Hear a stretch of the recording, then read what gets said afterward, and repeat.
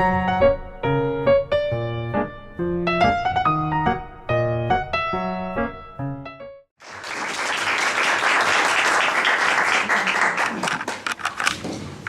소개받은 유현정입니다. 이 마이크를 안 쓰면 안 들리시나요?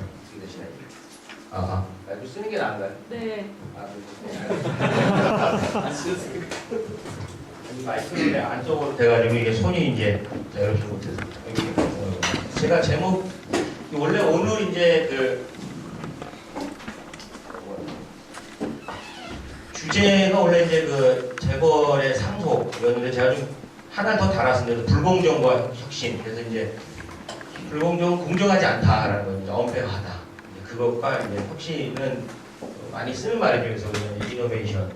그래서 재벌의 상속 그리고 불공정과 혁신의 관계를 한번 같이 좀 보자. 이게 왜 그랬냐면은 이 한국에 이제 많은 재벌들이 있는데 재벌들이 대체로 보면 이제 가업승계식으로 이제 승계를 하다가 보니까 그 사례를 뭐 일일이 다 모아가지고 이 한정된 시간 안에 설명을 한다는 거예요. 그건 사실 불가능한데요. 제가 보니까 거의 한 재벌 상속 학과 만들어도 돼요, 진짜.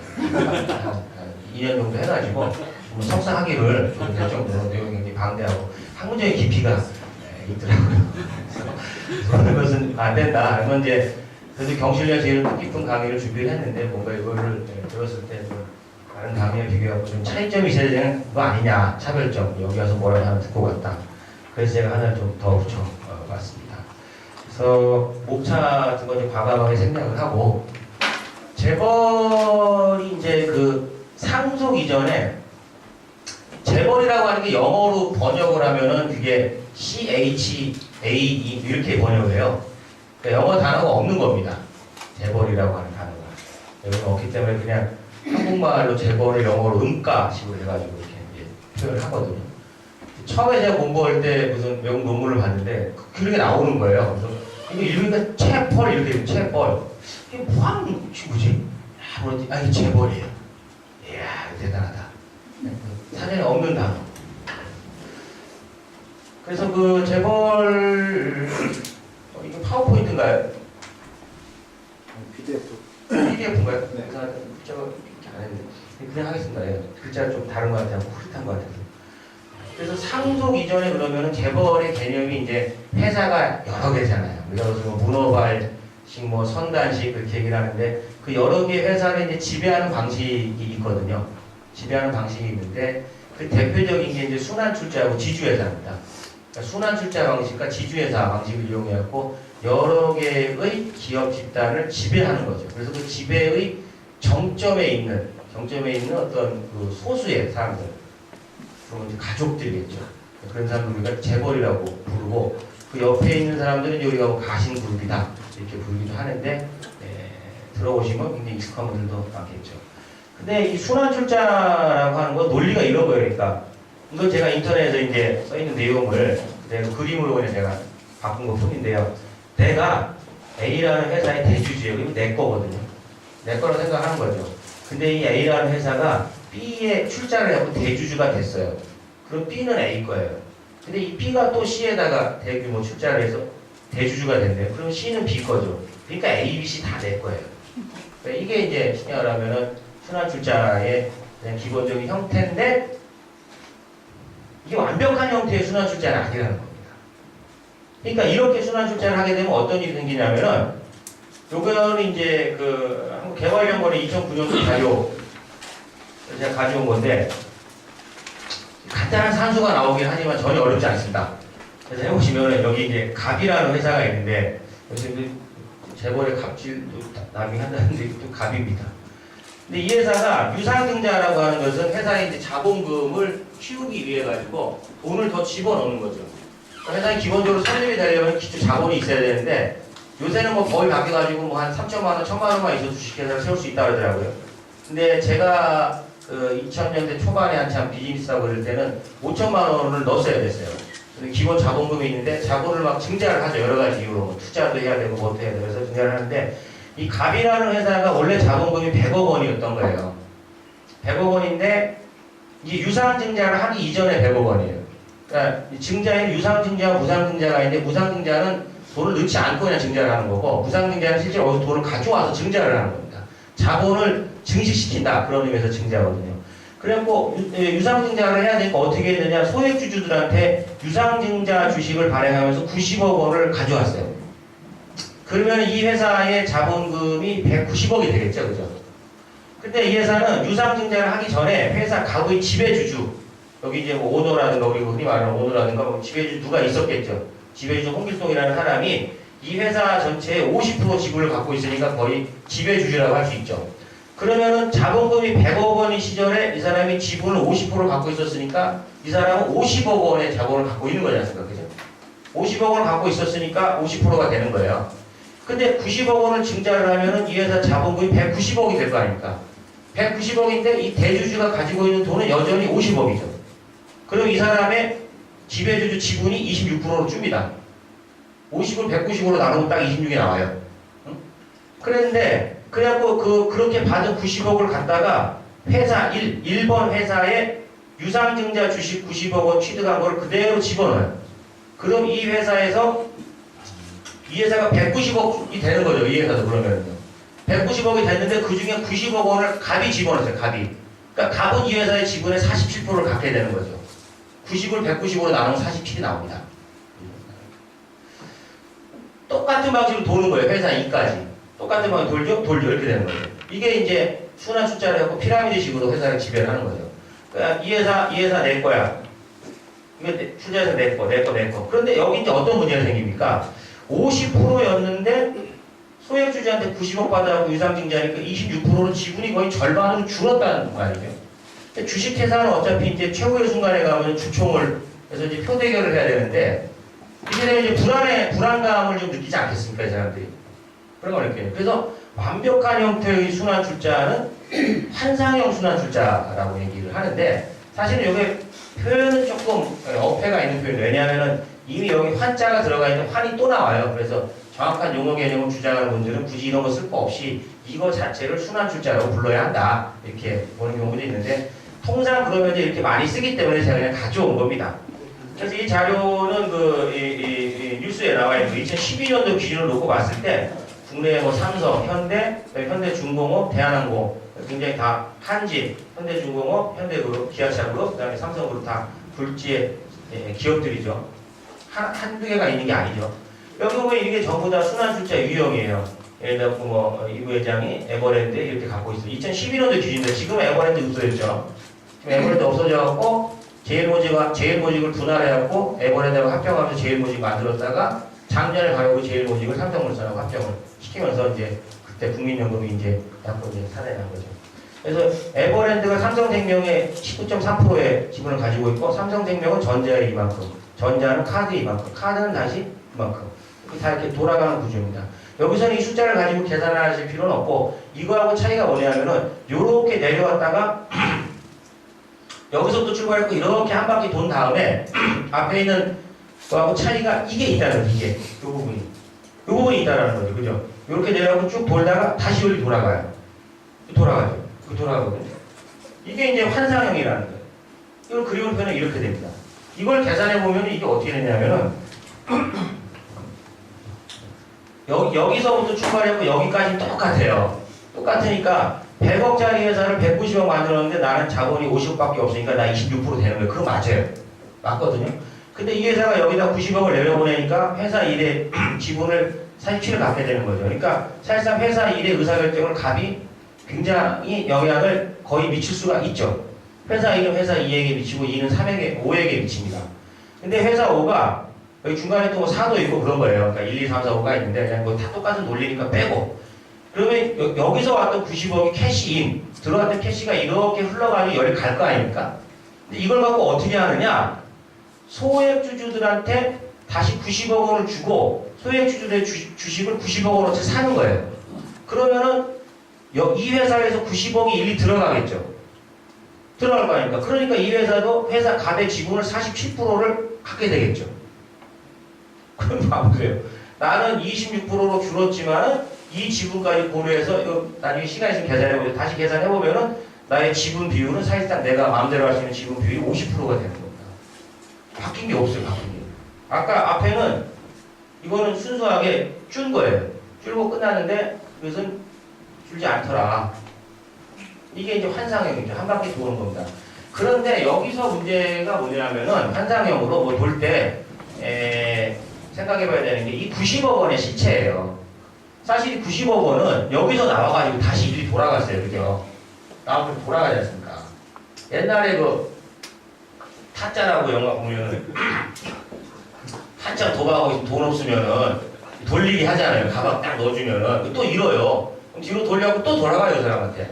똑같은 돈이 판에서 돌고 도는데 이 사람 빚만 쌓이는 거예요. 그래서 이런 거는 좀 전문용어로 가공자본이 발생이 되는 겁니다. 실제 들어가지 않는 이제 가공자본, 가짜 자본이라는 거죠. 재밌는 거예요. 소액주주들은 자기 돈 내고 자기가 다시 지 돈 받고 나가지고 자기 돈 받고 나는데 여기에 대한 지배력은 변한 게 없어요. 똑같아요. 그러니까 이 갑의 대주주는 어때요? 갑 1, 2, 3, 4, 5를 다 지배하게 되는 거예요. 근데 거기에 필요한 자본이 여기서 갖고 온 거예요. 다시 불려줍니다. 자기 돈이 아무도 안 들어가는 거죠. 이게 이제 환상형 순환출자의 특징인데, 환상형 순환출자의 단점은 뭐냐면은 이 중에 고리 하나가 깨지면 이게 다 박살날 수 있다는 거죠. 그래서 이제 한국 사회에서 가장 최근에 이제 이런 일이 있었던 게 뭐냐면 예전에 알카이칸이라고 기억하실지 모르겠는데 세계적인 그 해치펀드의 이제 대부죠. 이제 알카이칸이 뭐 두 번 그랬잖아요. 한번 SK 한번 그렇게 하고 집어넣기려고 하고 난리 났지 않습니까? 100개가 동원하고. 그러니까 이거를 딱 겪고 나고 그때 기업들이 이제 야 이거 안 되겠다. 이거 재미없을 수 있다. 라고 해서 그 이후에 이제 지주회사한테 많이 전화를 하게 됩니다. 근데 그럼 이제 삼성의 승계 과정을 좀 한번 보면 이거는 이제 분량은 많은데 이 분량이 많은 게 제가 뭐 이걸 일부러 많이 하려는 게 아니고 이분들이 스토리가 많더라고요.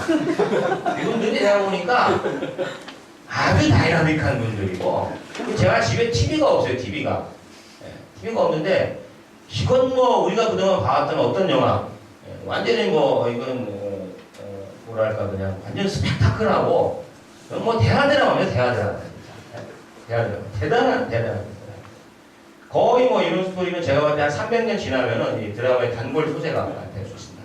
작년에 있었던 503 사태하고 삼성이 이제 여기 YJE 지금 이제 JY 죄송합니다. JY가 여기 나올 정도죠 있었는데 이제 아버지가 있죠. 이 회장이라고 처자식 마누라 빼고 다 바꿔라. 이렇게 일하신 분이 있어요. 지금 그래갖고 독일에서 그랬나 어디서 그랬나 해가지고 또 받아줬고 막 그 선대회장 이병철 창업주로부터 이건희 회장이 물려받을 때는 국내 법이 이렇게 그냥 두루뭉술합니다. 왜냐하면 한국 사회가 우리 사회에서 가장 오래된 기업이 두산이거든요. 두산이 이제 한 110년, 120년밖에 안 됐어요. 그러니까 우리는 그 아주 그러니까 오밀조별, 그러니까 촘촘한 형태의 자본주의가 발달한 나라라기보다는 압축 성장의 대표적인 케이스예요. 그러니까 이제 구멍이 많았죠. 그러니까 옛날에 이병철 회장한테 물려줄 때는 그냥 회장님 마음대로 딱 주면 딱 끝났어요. 근데 이게 세월이 지나고 나고 이제 이 국민들 수준이 올라가니까 이거 좀 이상하다. 이게 어떻게 이렇게 큰 거대 식당을 지분 뭐 1%, 2% 갖고 있는 네 맘대로 하느냐. 이런 문제 제기들이 많아지고 또 경실련이나 이런 시민사회 단체들이 성장을 하면서 문제 제기를 많이 했죠. 그러다 보니까 이제 이건희 회장 때부터 이게 이재용 부회장으로 넘어올 때는 이게 좀 고민을 해야 되는 상황이 된 거예요. 그 여기서 이제 우리 후배가 지금 삼성 뭐 그룹에 있는데 친구 그런 얘기를 하더라고요. 삼성 안에서 이제 인재를 R등급, S등급은 나눈대요. 제일 위에 있는 게 로얄이라고 R등급이 있고 그 다음에 스페셜리스트 S가 있는데 R하고 S만 관리를 한답니다.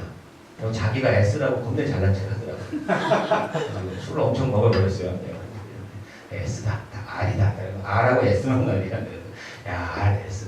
그래서 R등급들을 총출동시켰겠죠. 원인을 잡아라.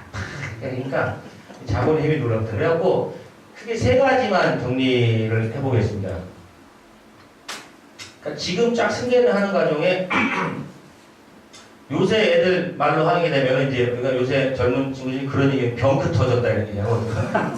황당한 일을 3번을 벌여요, 이 사람들이. 황당한 일을 3번을 벌이는데 그 첫 번째가 뭐냐 하면은 이게 에버랜드 전환사태 사건이에요.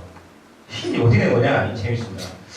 이때 이재용 부회장이 일본에서 유학을 하고 있어요. 유학을 하고 있었는데 불러요. 불러가지고 그 아버지가 야 60억 8천만 원 줄게. 근데 딱 준 거예요. 주고 나고 야 세금 계산해봐. 그러니까 중이었으면 16억 나온다는데 냈어요. 뭐 문제 없죠. 돈이 있어 돈 주겠다는데 뭘 할 겁니까? 세금 다 냈는데. 그런데 이걸 가지고 어떻게 하느냐? 이때 당시 S1하고 삼성 엔지니어링이 비상장 계열사였어요. 그러니까 비상장 회사라고 하는 것은 주식시장에서 거래가 되는 게 아니기 때문에 이게 약간 이때만 하더라도 이게 사각지대입니다. 그러니까 준다 이거야. 보고할 필요도 없고, 물론 이제 외곽 기업이긴 했겠습니다만은 그래도 상대적으로 상장 기업하고는 다르죠. 그래서 비상장 계열사인 S1의 주식 12만 주를 23억 원에 사고, 삼성 엔지니어링 주식 47만 주를 19억 원에 사요. 그러면 이게 합치면 한 41억 되잖아요. 그럼 요거 세금 내고 나가고 한 40만 8억 나왔을 거 아닐 거죠. 한 6, 7억 뭐 이제 갖고 있는 거죠. 그냥 어떻게 될지 모르니까. 하고 이러다가 근데 이거를 얼마 뒤에 상장을 시켜요. 그러니까 보유 주식 두 개를 합친 게 이게 605억이 됐어요. 그래갖고 23억, 19억, 42억 집어넣고 605억을 앉은 데서 벌었으니까 560. 워렌 버핏이 워렌 버핏. 만들어가는 워렌 버핏. 자기 스스로는 워렌 버핏 마이제이션 해버렸어요. 앉은 자리에서 560. 와, 이런 황금 수익률. 대한민국 역사에 이런 경우 거의 없습니다. 이때가 1996년도니까 제가 돈을 못 벌 때지만 나도 요거 몇 주 줬으면은 내가 요새 이런 거 안 하고 있을 수도 있어요. 이게 했는데 그 다음에 이제 여기서 그냥 조용히 끝났으면 모르겠는데 이게 시작입니다. 이게 뭐냐면 이제 딱 조금 이제 요게 시드머니 이제 조금 몇 판 돌린 거예요. 근데 이거 갖고 되겠습니까? 이거 갖고 택도 없죠. 그래갖고 뭐 어떻게 하느냐면은 브랜드 아시죠? 요긴의 에버랜드. 이 회사가 우린 가면 놀이기구 타는 회사가 알고 있는 그런 회사가 아니에요. 겁나게 다양한 일을 합니다. 여기 한번 이야기할 수 없을 정도로 이런저런 일을 합니다. 근데 밖으로 알려지기로는 놀이기구예요, 놀이기구. 놀이기구 타는 회사니까 당시에 1996년도 10월 30일 날 에버랜드가 비상장 회사예요. 근데 이사회를 열어가지고 주당 8만 5천 대인 에버랜드 전환사채. 그럼 이런 주당 8만 5천 대라는 건 어떻게 산정을 하느냐? 이 회사의 주식 총수가 있을 거고, 이 회사가 벌어들인 매출 어쩌고저쩌고 수익이 있으니까, 그걸 회사에 쭉 계산하면 적정 주당 가격이 나와요. 그냥 8만 5천 원 정도 됐나 봐요. 근데 이 사회가 이 한 주당 8만 5천 대인 에버랜드의 주식을 살 수 있는 전환사채라고 하는 건 뭐냐면은, 사채니까 회사가 발행하는 거, 이렇게 채권의 두 가지가 있지 않습니까? 공채하고 사채가. 정부가 발행하면 공채, 사인이 발행하면 사채인데 기업도 사인이니까 사채예요. 사채인데 전환사채는 뭐냐면은 나한테 1,000만 원짜리 내가 전환사채를 가지고 있다. 일정 기간이 지난 다음에 그 1,000만 원을 주식으로 바꿀 수 있어요. 1,000만 원을 돈으로 받아가든지 1,000만 원 주식을 내놓으라고 청구할 수가 있어요. 그러니까 이걸 전환사채를 발행을 하면서 이 전환사채 한 주당 7,700원에 발행을 했어요. 그러니까 계산해보면 7,700원에 125만 4천 주. 이걸 돈으로 곱하기 하면 96억 원 정도를 발행을 한 겁니다. 근데 이미 여기서 한 바퀴 쭉 돌아오고 563억 원이 현찰이 있는 거예요. 그렇지 않습니까? 황금 수익률을 가진 거예요. 96억 원. 근데 이때 당시 125만 4천 주는 에버랜드 전체 주식의 62%입니다. 62%에 해당하는 거니까 이것은 이 과정 자체가 굉장히 의아한 거예요. 어떤 회사가 자기 회사의 지배권을 넘길 수 있을 만큼의 전환사채를 내는 거예요, 지금. 그러니까 내가 지금 빵집 하면서 빵이 안 팔릴 것 같으니까 돈을 불러다가 내가 한 달 뒤에까지 진짜 뭐 감동을 주는 빵을 만들지 못하면 이 빵집을 살 수 있는 권리를 62%를 준 거예요. 굉장히 이상한 의사결정이죠.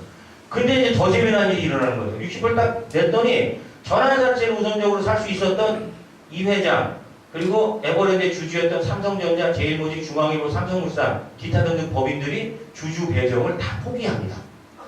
다 포기하고 에버랜드 이사회는 이재용 남매에게 실권주 125만 4천 주를 배정해요. 그러니까 이제 이재용 남매가 여기 이제 형제들이 에버랜드의 실질적인 뭐가 되는 겁니까? 지배주주가 되는 거예요. 그러니까 이게 에버랜드가 이 양반들께 된 거예요. 그러면은 여기 뭐 삼성전자, 제일모직, 중앙일보, 삼성물산이 이때는 뭐 아니었지만 삼성전자만 하더라도 이 주주가 삼성전자지만 삼성전자에 또 주주가 있을 거 아니에요. 그러니까 산업은에 이익이 되는데 안 사요. 권리가 있는데 포기를 하는 거죠. 약속이나 하듯이. 이게 다 갑니다. 그래서 이재용은 에버랜드 전환사채를 사들인 뒤 주식으로 당연히 교환을 하죠.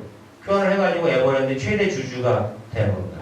최대가 되고 그 다음에 바로 2년 뒤에 1998년도에 에버랜드는 삼성 계열사 지배권을 가지고 있는 당시에는 이제 여기 약간 그 출자 구조였기 때문에 정점에 있는 게 삼성생명이었어요. 삼성생명이 전자 주식을 많이 갖고 있었거든요. 삼성생명 주식을 9,000원에 구입하면서 삼성그룹의 지주회사가 됩니다. 그리고 6개월 후에 삼성자동차 채무를 갚기 위해 근데 재미난 게 뭐냐면은 자 삼성생명 주식을 9,000원에 구입을 했어요. 에버랜드는 삼성 계열사의 지배권을 가지고 있는 이때 말해서 삼성생명이 비상장사였다고요. 피상장자 주시니까 이사회에서 여기처럼 뭐 얼마인지 모르겠는데 이거를 그냥 9,000원에 판 거예요. 그냥 이사회 결의사하고. 또 파니까 이제 지주도 됐는데 더 재미있는 거 뭐냐. 그때 당시 삼성 자동차 사건이 있었거든요. 현재 망하니까 채무가 많잖아요. 근데 그러니까 왜 그런 걸 했냐. 그래가지고 삼성 자동차 채무를 갚기 위해 이건희 회장이 보유하고 있던 삼성생명 주식을 내놨어요. 350만 주를 내놨거든요. 그래서 왜 이거밖에 안 내놓냐 그러니까 야 이게 한 주에 70만 원짜리야. 그래서 자기들은 얼마 전에 이걸 9,000원에 산 거죠. 9,000원. 내가 살 때 9,000원, 내놓을 때 70만 원. 대단한 어떤 그런 노하우라고 할 수가 있습니다. 이런 거는 배워야 한다. 학교 수업에서 학생들 보고 막 별표를 할 텐데 이 70만 원을 하는 거예요. 이게 에버랜드 전환사채 발행 사건입니다. 이게 이제 나중에 발목 잡죠. 죄송합니다. 그 다음에가 이제 두 번째가 어떤 일이 있었냐. 그렇게 하니까 이제 여기서 두 가지가 해결이 됐죠. 일단 목돈을 줬고요. 이걸 가지고 에버랜드를 장악을 했고요. 에버랜드를 통해서 삼성생명을 장악을 하니까 삼성계열사 전체를 사실상 장악하게 된 거죠. 그런데 요거는 약한 거예요. 563억으로는 삼성그룹 전체를 필요할 때 이렇게 시간이 좀 늦어져 죄송한데 제가 이제 그 부자 연구 많이 하는 분들을 만나서 물어봤더니 그런 얘기를 하시더라고요. 그러니까 이렇게 예를 들어서 이제 저희 권호영 국장하고 저하고 집이 같은 방향인데 가다가 밤늦게 가다가 이제 택시를 타야 되는데 돈이 없어요. 내가 이제 국장이 저한테 그 10,000원만 빌려서 제가 10,000원 빌려줄 거 아닙니까 당연히. 근데 자기 전에 그 얘기장에 써놔요. 오늘 권호영이 나한테 10,000원 빌려갔어. 내일 반드시 받아요. 그 다음에 아침 9시 전화해. 어제 빌려간 10,000원 언제 주실 거예요? 그렇게 하진 않죠, 제가. 그죠? 근데 보통 사람들은 이게 한 5만원, 10만원 정도만 돼도 생각을 하게 된대요. 10만원 주면 받아야지 이렇게 생각하는데 돈이 한 몇 억대로 있는 사람들도 한 50만원 넘어가면 그런 생각 한다고 하더라고요. 그래서 제가 물어봤어요. 재벌들은 어떻습니까? 했더니 3억 넘어가면은 재벌 하지 않고 그 생각을 한대. 너 받아오라는데요. 우리 생각에는 재벌 정도면 3억 정도 그냥 깔끔하게 잊어주고 막 그럴 것 같은데 3억 넘어가면 받아오라는데. 그러니까 이거로는 이제 안 돼요. 이거로. 그래서 그 다음에 이제 뭘 하냐면은 그 다음에 98년도에 이건희 회장이 삼성생명의 계열사 전현 직원 임원의 35명으로부터 삼성생명 주식을 299만 주 같은 날 똑같은 날 그래요. 에버랜드가 삼성의 전현직 임직원의 주식 344만 주를 사요. 그래서 합치면 거의 640만 주 정도의 삼성생명 주식을 보유하게 되는 거예요. 그 결과 삼성생명 지분이 이건희 회장이 10%에서 26%, 에버랜드가 2.25에서 20.67로 증가해요. 그러니까 사실상 삼성생명을 에버랜드가 지배하게 되는 거죠. 이런 거래를 통해서 이재용, 에버랜드, 삼성생명, 전자카드, 다시 삼성 에버랜드로 이어지는 아까 앞으로 환상형 순환출자 구조가 마무리가 되는 겁니다. 그런데 여기서 딱 이게 첫 번째 사건이에요. 두 번째 이제 무슨 일을 또 벌이냐면은 그로부터 1년 뒤에 그러니까 이것 때문에 당시에 시끄러웠어요. 이게 말이 안 되잖아요. 지금 사람들이 봤을 때 어떻게 그럴 수가 있냐. 그래서 굉장히 전 국민이 잘 이해를 납득을 못하고 있었는데 그러니까 확실히 일가를 이루는 분들은 달라요. 또. 주변이 이렇게 놀랄 때 또 치고 나옵니다. 바로 1년 됐더니 이게 SDS 사건입니다. SDS 어떻게 치고 나오냐?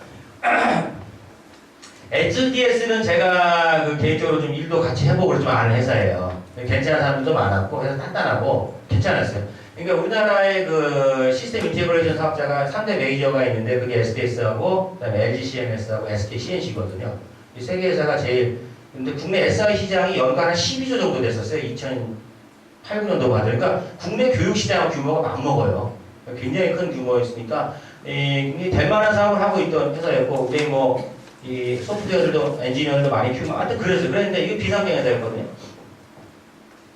1999년도 2월 26일 날, 야, 이거 봐보세요. 그러니까 얼마 되도 않아요. 몇 달 있다가 이자율 연 8%, 이자율 연 8%로 230억 원이 신주 인수권 부사채, 신주 인수권 부사채 321만 6870주를 주당 7,150원에 발행해서 SK증권에 전량 판매하는데 당시에 장외시장에서 삼성전자 주식, 아니 S대 주식이 주당 6만 원 정도의 거래가 됐으니까 거의 10분의 1 가격으로 책정을 하죠. 하는데 여기는 또 어떻게 되느냐? 요거 이제 한번 해봤잖아요. 또 되는 분들은 또 달라. 같은 방법을 또 안 써. 약간 틀어.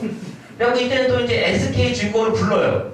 개입을 해가지고 앞에는 전환사채인데 신주 인수권 부사채라고 하는 거는 전환사채하고 차이가 뭐냐면은 신주 인수권 부사채는 BW라고 하는, 그러니까 BW라고 하는데 사채, 회사에서 발행한 사채 맞아요. 사채를 내가 사면은 일정 시간이 지난 다음에 일정한 가격으로 주식을 살 수 있는 권리를 덤으로 주는 거예요. 덤으로.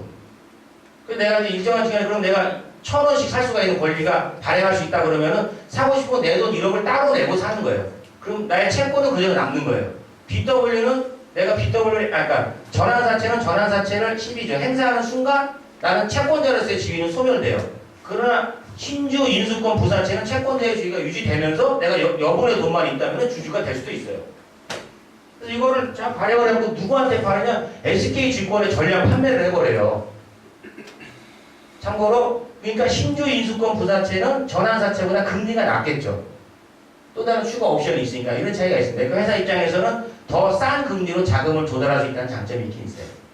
이건 SK증권에 전량 판매하는데 SK증권이 또 대단합니다. 이분들도 역시 가정의 개편이다. 그래서 약간의 프리미엄 수수료만 떼고 남기째 이 전체를 3, 2, 1만 6, 7, 8, 0 중에서 한 주도 안 빼고 이재용 남매와 이학수, 김인주 당시 구조본부장이죠. 김인주 옆에 보좌하던 사람이죠. 이 6명이 전부 다 싹 다 팝니다.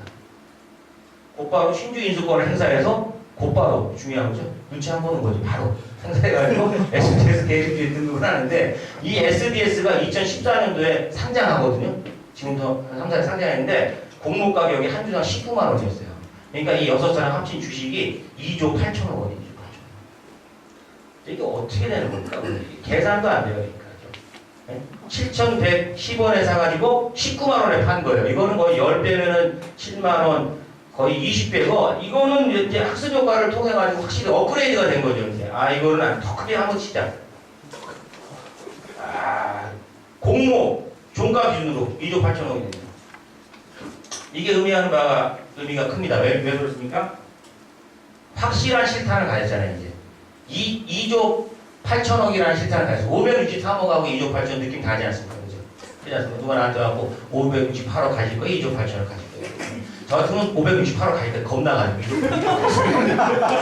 안정일이 생긴 것 같아요. 안정일이 따라가는데 누가 막 따라오고 말고. 선생님 누구세요? 이럴 것 같아요. 근데 혹시 이제 되는 분들은 답이 커요. 크니까 바로 여기서 주식을 이만큼 갖고 있으면 재밌잖아요. 근데 돈 필요하면 어떻게 하면 돼요? 언제든지 내 주식 팔면 돼요. 그렇지 않습니까? 근데 바로 돈 생기는 거 아닙니까? 2조 8천억을 여기서 보장을 해요. 그래서 두 가지를 만피했죠. 이걸 통해 갖고 뭡니까? 순환출자 구조를 완성하고 충분한 실탄을 준비한다. 근데 이것도 그렇고 발생되는 과정이 실탄 마련이에요. 써놨죠. 그래서 보면은 이상하지 않습니까? 주당 6만 원인데 7,100. 그러니까 이래갖고 이것 때문에 전부 다 재판 가니까 맨날 걸리는 혐의가 뭐예요? 배임. 그러니까 회사에 손해 끼쳤다 이거예요. 이거 팔았으면 훨씬 좋아. 그래갖고 이때 당시엔 제가 뚜렷하게 기억을 하는데 SDS 이미지가 워낙 안 좋아졌어요. 이거 회사 말도 안 되는 회사다 이제 망하는 거 아니냐고 이거 이미지 복구하는데 제가 이제 시간이 굉장히 많이 걸렸죠. 그러다가 시간이 쭉 지나고 나가지고 실탄을 마련한 이후에 이분들이 여기서부터는 좀 빨리빨리 설명을 하겠습니다. 2014년 11월에 삼성전자 자사주 190만 주에 대한 장내 매수 계획을 발표를 합니다. 왜 그러냐면은 기업이 자기 회사 주식을 취득하면 시장에서 발행된 주식의 숫자가 실제로 줄어들기 때문에 주당 순이익이 상승해요. 자사주는 배당권이 없어요. 배당권이. 회사가 자기 주식을 갖고 있으면 배당을 안 해도 돼요. 그러니까 회사가 내 주식을 샀다 시장에서 그러면은 실제로 시장에서 주식이 줄어드는 거니까 희소 가치가 올라가요. 그러니까 주주들 좋아합니다.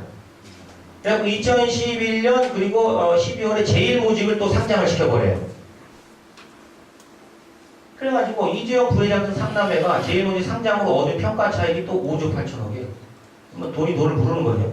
그 다음에 삼성카드 제일모직 지분 5%를 구주 매출 방식으로 전량 매각을 해서 이거 왜 그랬냐면은 이때 당시 워낙 순환출자가 이제는 많이 알려진 거예요. 2014년도도 하더라도 재벌이 집단을 지배하는 이상한 방식 워낙 많이 알려지니까 계속 그리고 그때는 이제 봉정이도 그렇고 이거 빨리 해소하라 압박을 가하는 거죠. 그러니까 이걸 통해 가지고 제일모직, 삼성생명, 전자, 삼성카드 제일모직의 6개 이거 이외에 6개 해당하는 순환투자 구조를 우선 떨어버립니다. 그 다음에 2015년 5월 한국경제신문이 그때 그러고 나고 직후에 2015년도에 어떤 발표를 하냐면은 한국경제신문이 발표하기를 삼성 고위관계자가 이야기하는데 우리 지주회사 전환 안 하겠다. 그럴 계획이 없다. 그래서 차라리 지주회사 전환을 하려고 보니까 돈이 어마어마하게 들어간다. 순환출자 구조와 다르게 지주회사는 이렇게 수직으로 내려가고 나서 끝나는 거니까 밑에 있는 모든 회사의 그 경영권을 방어하려면 훨씬 돈이 많이 들어요. 이게 계산해보니까 몇 조 든다는 거예요. 그러니까 이거 할 바에는 뭐 R&D 하겠다, 뭐 하겠다, 뭐 하겠다 해서 그냥 아름다운 이야기를 많이 합니다. 근데 같은 날 26일에 제일모직과 삼성물산이 이사회를 열어서 합병을 하기로 결정을 해요. 그래서 또다시 순환출자 고리의 일부에 해당하는 모직, 삼성, 생명, 전자, SDI, 물산, 제일모직 등의 순환고리가 해소가 되는 거죠. 두 개가 합쳐지니까. 그런데 그래서 합병 결과 삼성물산, 삼성생명, 삼성전자로 비교적 단순하고 직접적인 지배구조를 형성을 시키게 되는 거죠. 그래서 제일모직의 최대 주주 및 특수관계인 지분 총합은 52.24에서 합병 완료 후에 줄어드는 겁니다. 이건 이제 순환형이 아니니까요. 순환고리가 해소가 됐으니까 아까 그러니까 환상형이 아니니까 요 다시 올라가는 고리가 어떻게 끊어버리고 이렇게 쭉 내려놨으니까 구조가 단순해진 대신에 지분은 줄었겠죠. 그런데 어차피 최대 주주 및 특수관계인 지분 이거 플러스 자사주를 합치면 경영권 방어가 충분히 가능한 그러니까 안전판이 없이 움직이지 않아요. 이 사람들이요. 그래서 합병회사 지분은 줄었지만 계열사 지배력이 반대로 강화돼요. 왜 그러냐 하면은 삼성물산은 삼성전자 지분의 4.1%를 보유한 2대 주주입니다. 이게 삼성물산이 삼성전자 주식의 4.06% 그러니까 4.1% 정도죠. 그러니까 2대 주주예요. 2대 주주고 삼성 S 그러니까 이 회사가 덤으로 삼성 SDS 17.1, 엔지니어링 7.8, 제일기획 12.6 등 삼성의 여러 여기 등장하지 않는 여러 관계 회사의 지분을 가지고 있는 최대 주주예요. 근데 이재용 부회장이 삼성전자에 가지고 있는 직접 지분이 0.57이에요. 그러니까 불과 0.57%밖에 안 돼요. 일단 주식은요. 근데 이거하고 4.06을 합치니까 우회를 하게 되는 거예요. 우회를 해가지고 제일모직 같은 회사를 지배할 수 있다는 거죠. 그러고 나서 이제 뭘 하려고 하는 겁니까? 제일모직과 삼성물산을 아예 합병해버리려는 거죠. 그래서 이제 아예 더 단순화시켜가지고 지배구조를, 그러니까 이 지주회사 구조를 완전히 단순화시켜버린 목적을 가지고 있는 거니까 이제 공부하게 하고 싶은 거죠. 그랬는데 이때 이제 누가 등장하냐면 요거는 가장 최근의 일이니까 잘 아시죠. 엘리엇이라고 하는 미국 헤지펀드 회사가 등장을 해가지고 반대를 하는 거죠. 왜 그러냐면 당시에 삼성물산하고 제일모직하고 합병을 하는데 합병 비율이 1대 0.03인가 0.35인가 그랬어요. 그 뭐냐면 이 회사의 가치를 여기에 3배로 쳐있다는 얘기인데 당시에 매출액이나 뭐 이 규모로 봤을 때 말도 안 되는 거거든요. 이거 손해보면서 이거 합병을 해야 되는 거니까 이 사람도 이거 말도 안 된다고 손해본다. 근데 막 반기를 이제 들었죠. 들었는데 그래갖고 어떻게 하느냐면은 글씨가 좀 흐려서 죄송합니다만은 2015년 10월에 삼성물산이 가지고 있던 자사주가 5.76, 그 중에 5.76%를 KCC한테 넘겨요. KCC. 여기 이제 KCC가 또 새로 등장하는 거예요. 근데 이걸 왜 넘기냐면은 자사주를 내가 가지고 있으면 의결권이 없어요. 근데 다른 사람이 가지고 있으면 의결권이 있거든요. 그러니까 이거 뭐냐면은 없는 의결권을 쓰겠다는 얘기죠. 그럼 엘리엇이 바보입니까? 바로 눈치를 까는 거예요. 눈치 까고 어떻게 하느냐? 삼성물산이 자사주를 제일모직 제휴사인 KCS에 매각 제한을 한 것에 대해서 우호 지분을 확보하기 위한 불법적인 시도를 보고 이거에 대한 KCC, 그러니까 삼성물산과 KCC를 상대로 자사주 처분 금지 가처분 신청을 냅니다. 당연히 기각되죠, 그죠? 대한민국 이런 사회에서 되는데 그러니까 KCC에 대한 자사주 매각이 사회 통념상 현저히 불공정하거나 사회 질서에 반한다고 보기 어렵다. 그거는 뭐 맞는 말일 수도 있죠. 그러나 이 1996년도부터 이어왔던 근 한 20년간의 히스토리를 보면 이렇게 이야기할 수 있느냐고 보니 판단이 이렇게 얘기할 수 있느냐. 그 결과 뒤에 우리가 다 아시다시피 임시주총 열어가지고 쫙 일사천리로 합병합니다. 합병을 하는데 합병하고 나서 시간 관계상 합병하고 나서 이제 어떤 일이 있냐면은 합병을 이제 하니까 통합 삼성물산 그러니까 제1모직하고 합친 삼성물산이 삼성전자의 실질적인 최대주주로 등극이 되니까 당시 또 다른 순환출자거래였던 삼성 SDI하고 통합 삼성물산, 그러니까 삼성 SDI에 대해서 가지고 있던 주식 500만 주를 팔아야 되는 상황이 온 거예요. 근데 이재용 삼성전자 부회장이 2016년 작년이죠. 2월 25일 날 삼성 SDI가 보유한 삼성물산 주식 130만 5천 주, 약 2천억 원 상당에 해당합니다. 이거를 매매 계약 체결해서 같은 날 장 종료, 그러니까 주식시장이 끝난 다음에 워낙 덩치가 크니까 장 내에서 거래를 하게 되면 주가가 흔들리거든요. 그러니까 문 닫고 따로 하는 거예요. 그러니까 큰 게 거래할 때는, 빅딜 할 때는. 바로 사요. 그럼 2천억 어디서 나왔냐? 아까 얘기했던 SD에서 지분 2.6%를 파니까 3천억 원이 나와요. 그러니까 앞에서 말을 했던 실탄이 아주 곳곳에 유용하게 사실상 쓰이는 거죠. 이게 우연이었다. 이런 일이 일어날지 몰라고 SDS 상장시켰다라고 보지 않습니다. 왜냐하면 이게 그런 문제는 아니에요. 같은 날, 근데 이때 이것 때문에 좀 욕을 먹어요. 500만 주를 팔아야 되는데 130만 주만 샀으니까 좀 남은 게 있잖아요. 누구를 동원하냐면 삼성생명 공익재단이라고 하는 이게 비즈니스와 전혀 관련 없는 재단을 동원을 시켜요. 같은 날 삼성생명 공익재단이 삼성 SDI가 보유한 삼성물산 주식을 200만 주를 매입을 해요. 그럼 공익재단이 이거 왜 매입했느냐? 그런 지배구조 유지를 위해 자금을 동원한 것은 공익재단의 설립 취지에 어긋난다는 거죠. 이게 좀 윤리적으로 좀 많이 그 비난을 받게 되는 거죠. 이 중 2천억 원은 어쩌고저쩌고 설명한 거죠. 300억 원은 삼성 엔지니어링에 이거 사고도 돈이 남으니까 삼성 엔지니어링은 경영 정상화에 뭐 쓰겠다 뭐 이런 아름다운 이야기 합니다. 다음에 실력 아름다운 이야기 해줘야죠, 그죠? 맨날 나쁜 얘기하면 안 되니까. 그래서 결과적으로 어떻습니까?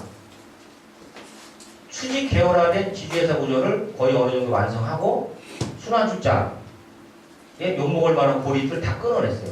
근데 거기 들어갔던 돈의 표시를 이 페이지를 거슬러 올라가서 보면은 60억 8천만 원이에요.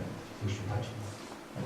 그것도 이렇게까지 봤는데, 자, 이 얘기만 시간이 많이 갔습니다. 근데 이제 이게 이 연쇄 학습효과가 있어요. 이제 큰 애들이 이렇게 하니까 아이들이 죄송합니다. 큰 친구들이 이렇게 하니까 따라하는 거예요. 제 밑에 애들이 대표적인 최근에 이래서 무리를 일으킨 게 이제 한림하고 사조인데 다 이렇게 하는 거예요. 여기 이분하고 이분이 있어요. 사조 시스템 여기 메인은 사조 산업이겠죠, 그죠? 그 다음에 실제로 이제 참치 잡는 사조 오양 뭐 이런 애들일 거 아닙니까?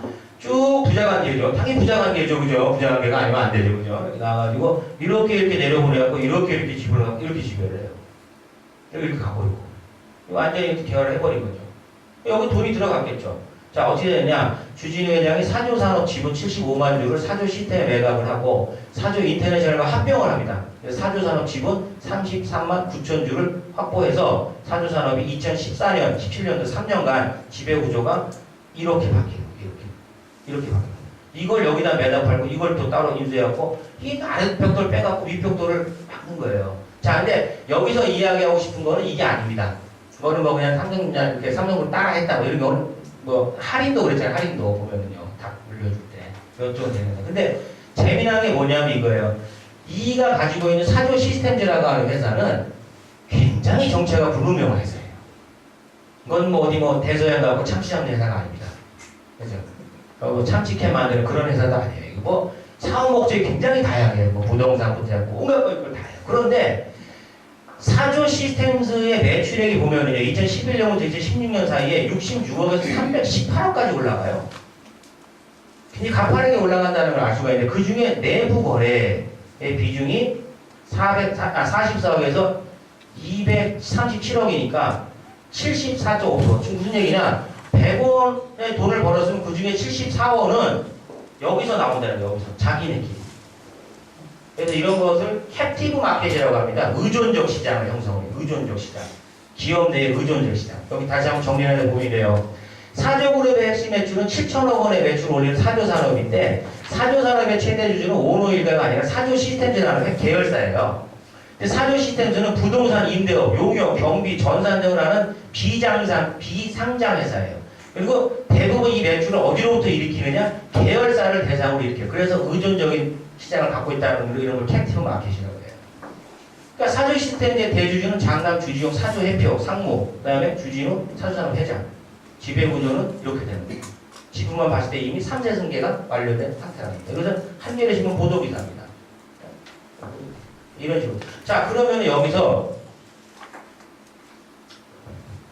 드리고 싶은 말씀은 뭐냐면은 아까 뭐 삼성그룹은 한국 사회에서 워낙 크니까 뭐 나름대로 보는 눈도 많고 이런 데는 일이 많잖아요. 그래서 뭐 이렇게 뭐 승계했다. 뭐 그거를 제가 봤을 때 우리가 이해하는 것은 그냥 굳이 오늘 여러분 여기 오지 않으셔도 하루 한 이틀 낮잡아서 96년도부터 신문기사 쭉 스크랩하면은요 워낙 보도가 많이 돼 있어가지고 정리됩니다. 근데 이 안에서 이제 이 사람들이 그런 기분을 승계하고 돈을 만들기 위해서 어떤 수단을 주로 썼느냐? 이게 비스코리한 회사들이거든요. 웬만한 계열사 가지고 있는 회사들이 봐보세요. 고려제강이 뭐 이렇게 있고 영원무역 많이 있어요. 이 전부 다 내부 거래예요. 내부 거래. 내부 거래를 해서 일가 몰아주기라는 얘기 많이 들어보셨죠? 그리고 아까 사조 시스템처럼 비상장 회사니까 관리 감독이 비교적 허술한 회사를 키우는 거예요. 덩치를 막. 얘가 결국엔 다 지배하게 만드는데 제가 여기 파란색, 일가 몰아주기는 많이 들어보셨죠? 근데 제가 여기 파란색으로 해놓은 거 보이십니까? 문제점 두 가지인데 파란색으로 해놓은 거 뭐라고 되십니까? 회사 기회의 유용이다. 요게 그러니까 저는 오늘날 한국 사회 재벌들이 이런 비상장 회사를 통해 우회적으로 지배 구조를 강화하고 굉장히 비상적인 지배력을 키우는데 1등 공신이 이 두 가지라고 보는 거예요. 이게 저는 재벌 상속 승계의 비밀이라고 보는 겁니다. 일가 몰아주기는 굉장히 이해하기가 쉽습니다. 그죠? 근데 그러니까 요게 조금 이제 일반인들한테 낯설어요. 그래서 여기 보면 일가 몰아주기 사례인데 그냥 참고하십시오. 일가 몰아주기가 사업기회 유용을 설명할 때 학생들한테도 설명을 할 때 항상 예를 들어주는 사례입니다. 이건 제 학교에 수업할 때도 학생들한테도 이해를 들어주는 거예요. 이마트 아시죠? 이마트에서 피자 한 거 아시죠? 이마트에서 맨 처음에 피자 팔 때 많이 많았잖아요. 그죠? 어떻게 이마트가 피자 팔아서 골목 상권을 근데 당시 뭐라 했냐면은 대다수 언론은 이 소기업들의 영역을 침범했다. 이마트가 이거를 갖고 비판을 했어요. 너네 그러면 안 된다. 대기업이 막 그러면 안 된다. 그러니까 제가 봤을 때는 기자들이 알고 이렇게 썼거나 알고 이렇게 썼다면 이것은 뭔가 협잡이 있었고 모르고 썼다 그러면 공부를 안 한 거예요. 본질이 이게 아니라는 거예요. 뭐냐면은 당시 이마트 그 코너에서 피자를 팔던 운영권은 누가 갖고 있었냐면은 조선 베이커리라고 하는 회사가 가지고 있었어요.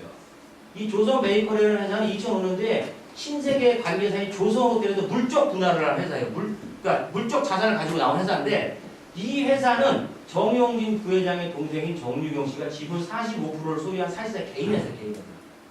그 둘이 남매 관계입니다. 이마트 피자 코너에 독점으로 입점합니다. 그래갖고 당시에 뭐 어떻게 여기 제가 언론기사 별로 안 갖고 왔는데 뭐라는지 아세요? 한참 인터뷰에다가 정영진 이 양반이 자기 뭐 SNS에 그랬나 신문기사한테 이런 얘기를 했어요. 아니 뭐 동생 도와주는 게 뭐가 그렇게 나빠요. 그러니까 여기 그 오빠 있는 분들 한번 생각해 보세요. 오빠가 가게가 큰 게 있어요. 한 뒤퉁이에서 빵 좀 팔고 싶어. 얘기했더니 그건 안 돼. 시장 이렇게 하면 안 돼. 그러니까 불이한 행동이. 그 오빠랑 빨리 때려줘야 돼. 그 미친 오빠입니다. 그래서 당 도와줘야죠. 그러니까 이게 한국인 정서에 이 얘기를 하니까 된 거다. 그러니까 군사집권 조선호텔 베이커리 이마트 독점 영역으로 평균 60억 원의 영업이익을 내고 867억 원의 매출이 1년 뒤에 40%가 업그레이드가 되면서 또 그로부터 2년 뒤에는 조선호텔하고 맞먹는 회사가 돼요. 조선호텔하고. 조선호텔에서 빵 팔던 회사가 분사해갖고 조선호텔만큼 커졌어요. 근데 당시 언론이 이렇게 얘기를 해요. 그리고 한국경제원 같은 일명 주류경제학 사람들은 이렇게 반론을 하는 겁니다. 근데 이게 왜 문제냐면은 지난 2012년도에 상법을 개정하면서 이런 법조항이 생겼어요. 회사의 기회 및 자산의 유용을 금지한다. 이사회는 이사회 승인 없이 현재 또는 장래에 회사의 이익이 될 수 있는 다음 각호의 어느 한에 해당하는 회사의 사업 기회를 자기 또는 제3자 이익을 위하여 이쪽으로 해서는 안 된다. 이렇게 얘기를 하고 있는데 핵심이 뭐냐면은 제가 근거 자료를 해외 문헌에서 정확하게 보면 찾지를 못해서 여러분한테 확실하다라고 말씀을 드리기는 어렵습니다만은 공식적인 자리에서 들었던 이야기, 배웠던 이야기 하나가 코카콜라가 사탕수수를 끊임없이 사야 되는 회사잖아요. 그래갖고 뭐 50년대가 60년대 한번 그 회사 임원이 사탕수수 구매 전문 회사를 만들었고 지가 차고 나갔어요. 그 당연히 떼돈 벌었겠죠. 털려가지고 그 번 돈 다 환수당하고 감옥 갔습니다. 그때 썼던 분명히 뭐냐면은 사업 기회의 유용이에요. 또 무슨 얘기냐면은 생각해보세요. 이마트 코너에 독점 입점해가지고 피자 팔면 돈 벌겠어요, 못 벌겠습니까? 거기도 돈 못 벌면 그 이상한 사람이에요. 그죠? 보면은 아무나 줘도 돈 벌어야 다 버는 거예요. 그런 건 누가 해도 되는 거 아니에요. 누가 해도. 근데 왜 네 혼자 하냐 이거야. 여긴 자본주의인데. 모두에게 공평하게 이 기회를 공개하고 누구든 그 기회를 잡을 수 있게 했어야 되는데 왜 특정 지위를 남용해가지고 당신이 그걸 독점했냐 이거예요. 왜 너만 썼냐 이거예요. 이건 완전히 굉장히 반자본주의적인 행위라는 거예요. 그러니까 서구에서 일찍이 이건 용납하지는 않아요. 이건 자본주의 근간을 흔든다고 보는 거예요. 자본주의라는 게 뭡니까? 돈 갖고 능력 있는 놈이 능력껏 잡고 돈 벌지 않은 거 아니에요. 여기서 피자 팔면 돈 벌는데 다 안 되니까? 근데 아무도 모르게 지만 파. 이런 회사 많죠? 그러다 보니까 초등학교, 중학교 이런 애들이 이런 사람들 중에 돈 많은 사람도 있어요. 그죠? 현대모비스, 현대모비스도 그렇고, 그 다음에 현대 그 물류회사 뭡니까? 그거? 로지스티크. 글로비스에. 그 현대차 거만 전문으로 날라주는다네요. 그거 당연히 돈 버는 거 아닙니까? 그죠? 자기게 해먹어요, 그냥. 그 사업계의 유형입니다. 사업계의 유형이에요. 자본주의 사회에서 그거 당연히 공개해야죠. 주식시장에 상장을 하거나 해가지고, 아니, 근데 이런 줄 알았으면 나도 조선 베이커리 호텔 주주가 되고 싶지 않았겠습니까? 나한테 기회를 안 줘요. 상장을 안 시키니까. 가지고 있다가 그렇게 하고 돈 버는 거예요. 그래갖고 이거가 뒤늦게 2012년도에 이게 법안이 통과가 됐어요. 됐는데 되고 나고 한국경제연구원 같은 데서는 이게 되기 전이죠. 되기 전에 뭐라고 얘기냐면은 확대 해석하면 안 된다. 벌써부터 휴지를 치고 나오는 거예요. 근데 여기는 뭐라고 나오냐면 분명히 수행할 사업과 밀접한 관계가 있는 사업기에 이사 또는 제3자가 얻는 이익은 손해로 추정한다. 이게 무슨 얘기입니까? 좋은 사업기회가 있으면 공평하게 기회를, 아까 자본주의가 뭐예요, 자본주의가? 기회는 공평해야 될 거 아닙니까? 네? 기회는 공평해야 될 거예요. 똑같이 수업 들을 기회는 줘야 될 거 아니에요. 근데 내가 말하는 건 아빠하고 안 되는 거예요. 그러니까 내가 그냥 F 나왔어요. 그러면 그냥 그 깔끔하게 인정하는 거죠. 이게 자본주의 아닙니까? 근데 못 들어오게 하는 거죠, 밖에서 아예.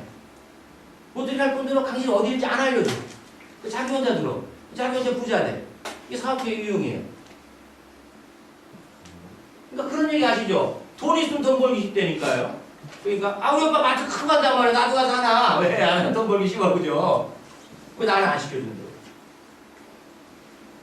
그래서 이거를 지금도 법원이 엄격하게 해석하는 것을 대기업체는 상당히 경계하고 있어요. 경계하고 실제로 엄격하게 해석을 안 해요. 엄격해서 안 해요. 자, 여기 마지막 장인데 이거는 이게 이제 왜 그러니까 이런 혜택가 제가 제목이 이제 불공평입니까? 불공정과 혁신이라고 그랬지 않습니까? 이거 왜 화면이 어두워져? 약간 빠졌습니다. 빠졌습니다. 약간 올라가